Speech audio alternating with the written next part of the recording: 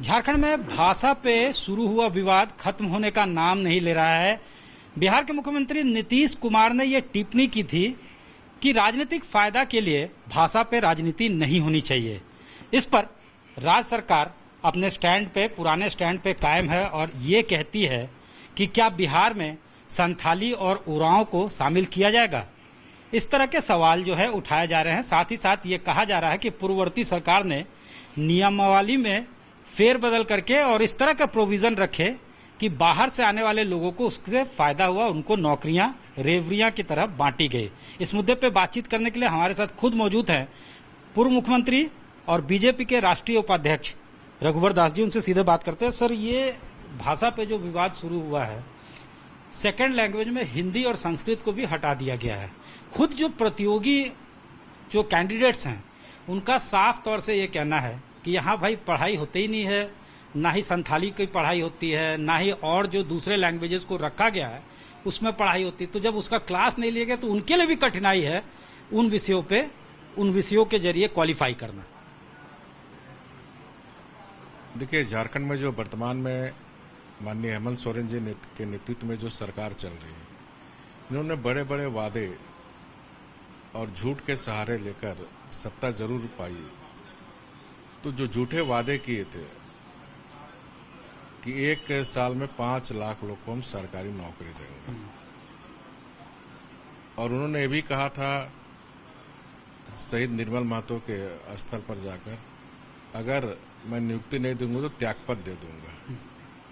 तो इस तरह के जो बड़े बड़े वादे, झूठे वादे किए, तो उस वादे को उन्होंने पूरा नहीं कर पाया। और झारखंड के जो नौजवान नवयुवतियां, उनके भविष्य के साथ खिलवाड़ करने का काम करने के लिए इस तरह का भाषा का विवाद ये खड़ा करना चाहता है। देखिए, भाषा पे कोई विवाद नहीं होनी चाहिए। कोई भाषा हो, वो राष्ट्र की भाषा है, राज्य की भाषा, और सभी भाषा समृद्धशाली है और सभी भाषा को हर लोग को जानना भी चाहिए, समझना भी चाहिए, पढ़ना भी चाहिए। लेकिन जब हमारी सरकार थी तो 2016 में हमने स्थानीय नियोजन नीति बनाई थी और उसमें हिंदी सहित, हिंदी भाषा भाषी सहित उर्दू, बंगला, उड़िया सहित जनजाति भाषा को हमने जोड़ने का काम किया था। क्योंकि आपने ठीक ही कहा कि आज राज्य में 2 ही भाषा में पढ़ाई होती है, या तो हिंदी भाषा भाषी या फिर इंग्लिश मीडियम से। और जो झारखंड के चाहे आदिवासी बच्चे हो चाहे गैर आदिवासी बच्चे हो, सभी हिंदी मीडियम स्कूल से पढ़ रहे हैं। उनको भी क्वालिफाई करना पड़ेगा, उनको भी क्वालिफाई करना पड़ेगा। चाहे एग्जाम जो भी 3rd ग्रेड 4th ग्रेड के नौकरी के लिए जो एग्जाम होंगे, तो वो तो हिंदी भाषा भाषी में पढ़ रहे बच्चे। तो आदिवासी बच्चे भी उस कंपटीशन में भाग नहीं ले पाए। दूसरी तरफ उर्दू को उन्होंने लिखा जहाँ 4% लोग रहते हैं, और हिंदी भाषा भाषी लगभग सभी लोग, चाहे आदिवासी हो, चाहे मूलवासी हो, चाहे अदरवासी हो, सभी हिंदी भाषा भाषी।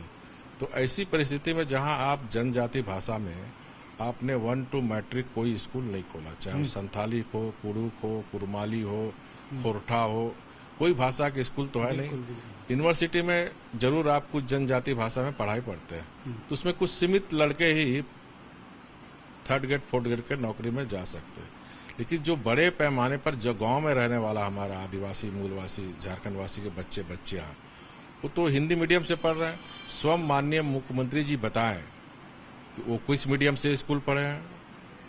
आज जो राजकाज भी चल रहा है वो तो हिंदी भाषा भाषी में ही चल रहा है, कामकाज भी हिंदी भाषा भाषी में हो रहा है। और ऐसी स्थिति में हिंदी भाषा भाषी को आप उस नियोजन से निकालना, ये साफ इंगित करता है कि झारखंड के भविष्य के नौजवान युवतियों के साथ खिलवाड़ करना, और नियोजन नीति के मामले में सारे मामले को लटका कर भटका कर ये जो 5 लाख का जो वादा उन्होंने किया था, उस वादा से बचने के लिए नियोजन नीति बनाई। सर, एक आखिरी सवाल ये कि सर वो कह रहे हैं कि पूर्ववर्ती सरकार में नियमावली ऐसी बनाई गई कि उससे कहीं न कहीं बाहर के लोगों को उससे जो है सुविधा हुई और उन्होंने नौकरियां पाई। नहीं, मैं माननीय मुख्यमंत्री जी को चुनौती देता हूँ कि आप आज मुख्यमंत्री जी हैं, आप जो भी 1 लाख से ज्यादा बहाली हुई, 32,000 टीचरों की बहाली हुई, 8,000 सिपाही की बहाली हुई, 2600 दरोगा की बहाली हुई, 3800 वन रक्षी की बहाली हुई, और कर्मचारी चयन जेपीसीसी भी बहाली हुई।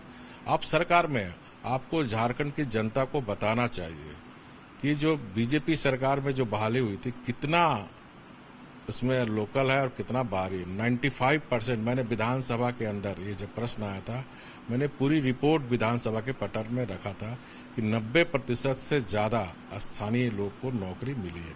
तो अब आप सरकार में गुमराह करने का काम ना करें। आप सरकार में हैं, आप बताना चाहिए कि बीजेपी सरकार में जो नियुक्ति हुई थी कितने लोग स्थानीय थे, कितने बाहरी थे। बल्कि इस नियोजन नीति से ना आरी बाहरी करके ये अपनी राजनीतिक रोटी सेकना चाहते हैं। तो अब झारखंड की जनता इसके राजनीतिक रोटी सेकने, बांटो और राज करो की राजनीति नहीं चलेगी। काट की हंडी बार बार नहीं चलती। एक बार जनता जरूर गुमराह हो गई और आज झारखंड की सारी जनता आज इस सरकार से हताश है, निराश है और ये बात माननीय मुख्यमंत्री जी और कांग्रेस पार्टी को पता है और इसीलिए सारे मामले को लटकाने भटकाने के लिए इस तरह की नियोजन नीति लाकर झारखंड के नौजवान नियुक्तियों के भविष्य के साथ खिलवाड़ कर रहे हैं। धन्यवाद सर। धन्यवाद। रघुवर दास जी, इनका साफ तौर से कहना है कि मुद्दा ये है कि 5 लाख लोगों को नियुक्ति देनी है और उसको कैसे जो है डाइवर्ट किया जाए, इसी के प्रयास में सरकार है। गुमराह करने की कोशिश की जा रही है, इनका आरोप है। लेकिन कांट की हंडी बार बार नहीं चढ़ती, इनका ये भी साफ तौर से कहना है। कैमरामैन राकेश तिवारी के साथ सत्यजीत कुमार, रांची आज तक।